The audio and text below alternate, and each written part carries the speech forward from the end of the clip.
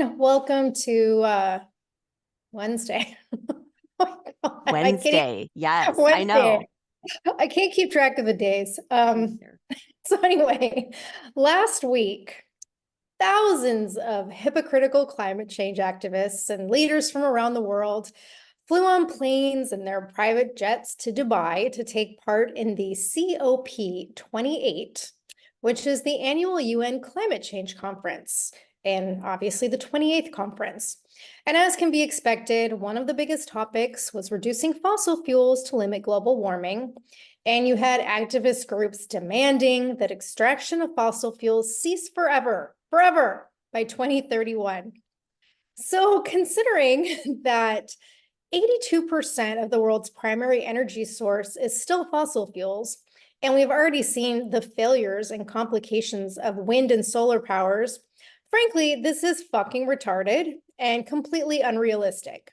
And there's this push to try and abide by the Paris Agreement, which has to do with preventing global warming below 1.5 degrees Celsius.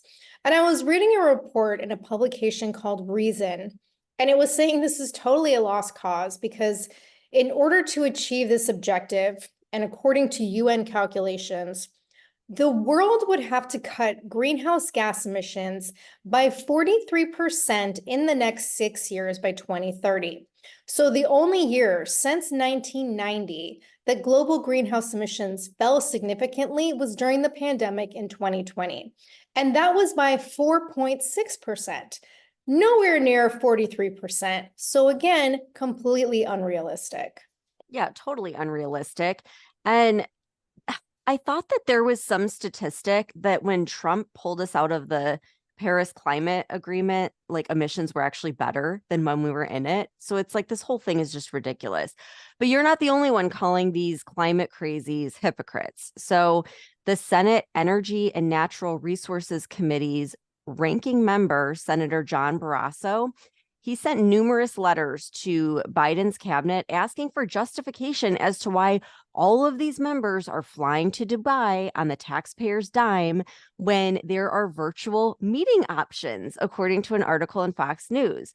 So in his letters, he wrote, quote, a significant number of Biden bureaucrats will be traveling across the globe on taxpayers' dime, all in an effort to advocate for these anti-fossil fuel initiatives. They will, of course, utilize fossil fuels throughout their travels while ballooning their own carbon footprint. Even though COP28 or COP28, whatever we want to call it, has established a dedicated virtual platform to foster online participation, federal climate crusaders will gleefully spend hard-earned money of the American people on airfare, hotels, and fine dining as they participate in person, end quote. And like, why is it that every single climate activist does have the largest carbon footprint? Because that's exactly what they do. They jet set all over the world. And if they truly believed in what they were preaching, wouldn't every single climate summit be held virtually, like 100% virtually?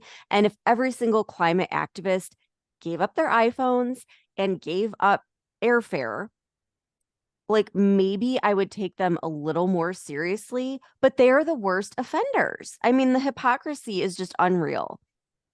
Yeah, I wasn't going to bring this up, but I will because the whole hypocrisy thing. I was reading an article and I didn't make any notes on it, but one of the biggest new things that came about in this year's conference was this push to reduce meat. And, we've been talking about that for a while, but it hasn't been like officially part of the UN's agenda until this conference. But yet, what were they eating at the conference? They were all being served meat. So yes, the hypocrisy is fucking like undeniable. And I just like, it's so hard for me to take any of this seriously. But now you have these climate alarmists who are getting furious because they were expecting that the result of this conference was going to be a commitment not to just limit fossil fuels, but to phase them out altogether. But as the conference was winding down on Monday night, technically it's not over until last night, but as it was winding down Monday, there was this shift in the speech. And so I want to make a side note, first of all, that one of the most controversial moments in this conference was when a story came out. It came out in The Guardian, and the Center for Climate Reporting revealed that the president of COP28, Sultan Ahmed Al-Jaber, or Jabbar, he had a video call last month where he said there was, quote, no science, end quote, indicating that a phase out of fossil fuels is needed to restrict global warming.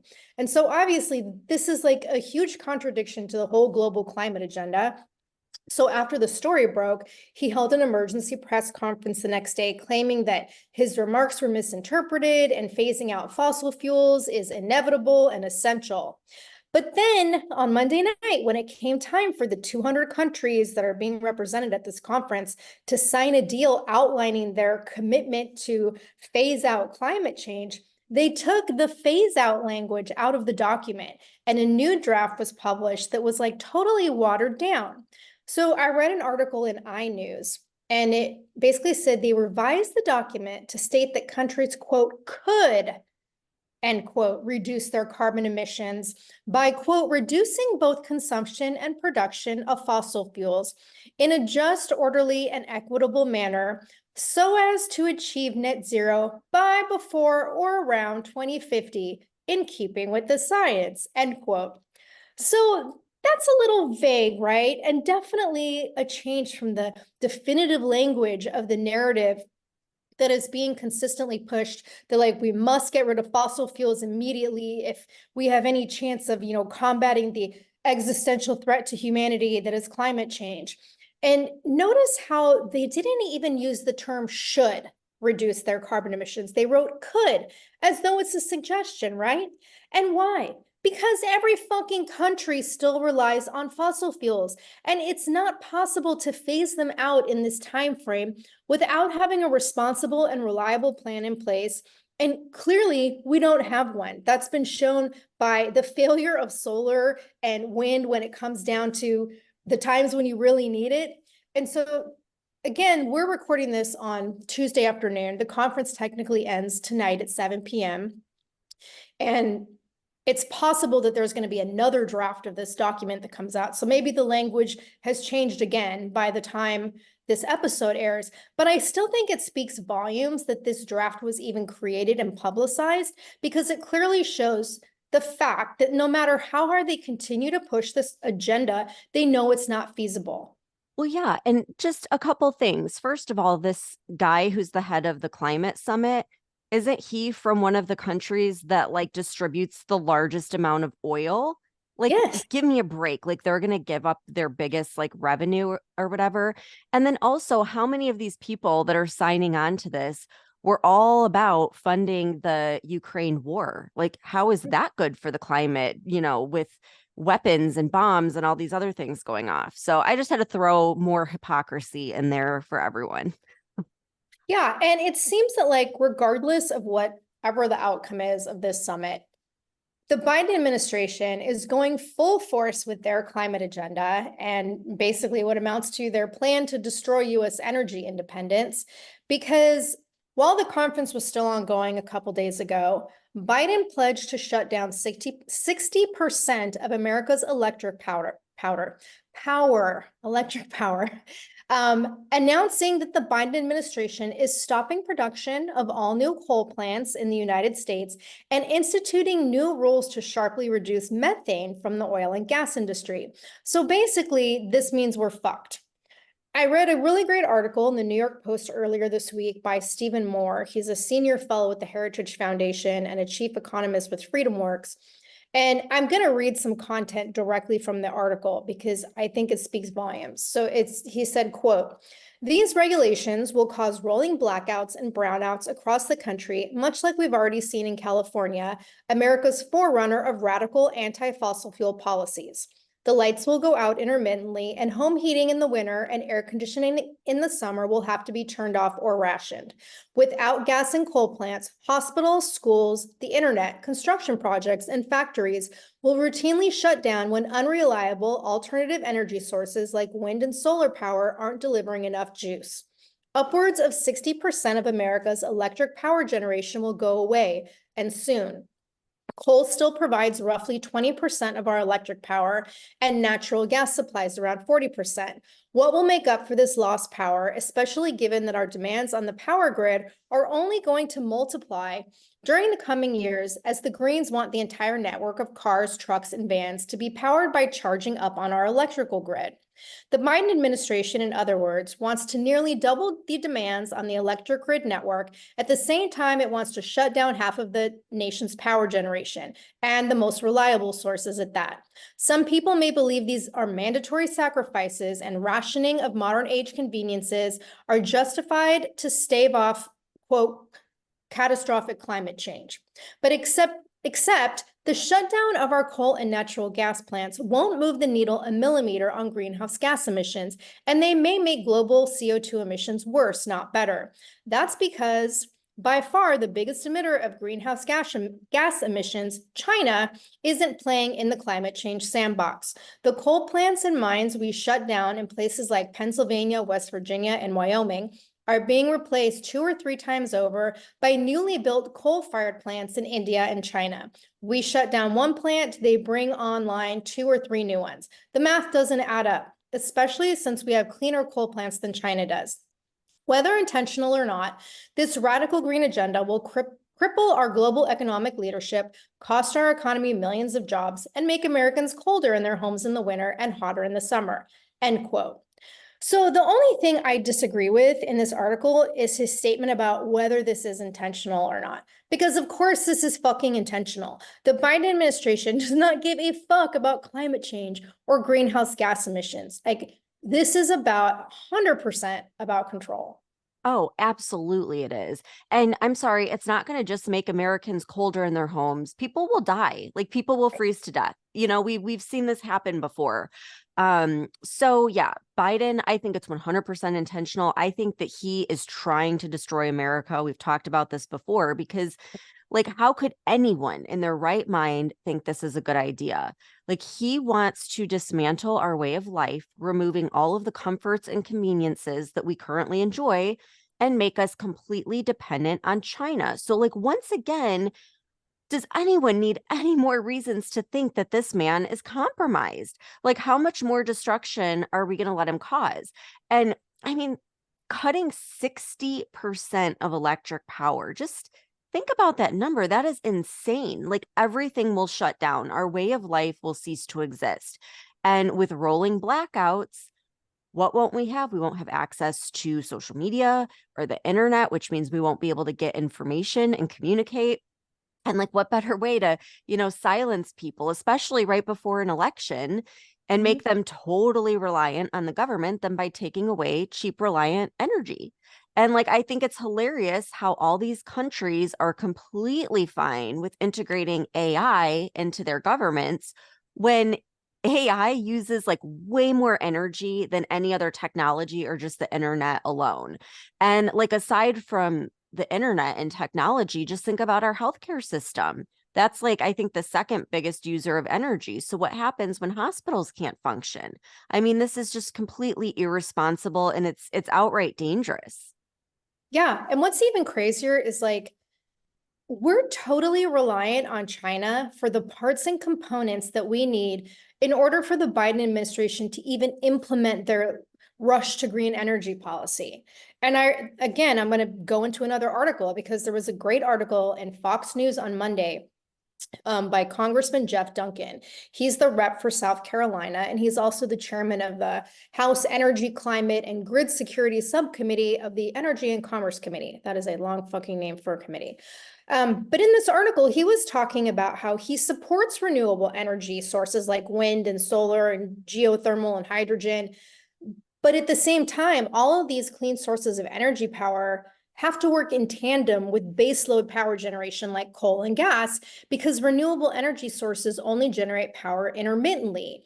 And basically, like the entire fucking country, from households to municipalities to manufacturing, everyone relies on electricity to be available 24/7, right? 365 days a year.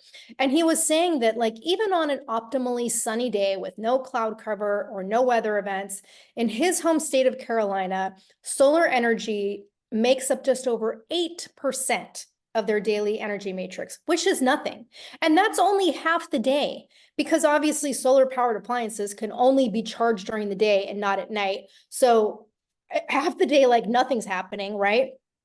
And he talked about offshore wind generation not being consistent because it's dependent on what? Nature. It's dependent on whether or not there's wind. And he brought up how battery technology like lithium ion batteries aren't advanced enough to be reliable because most of them only hold a charge for 4 to 6 hours, which is why you can't drive a electric vehicle across the country without stopping to plug it in and wait for 20 minutes to an hour every few hours.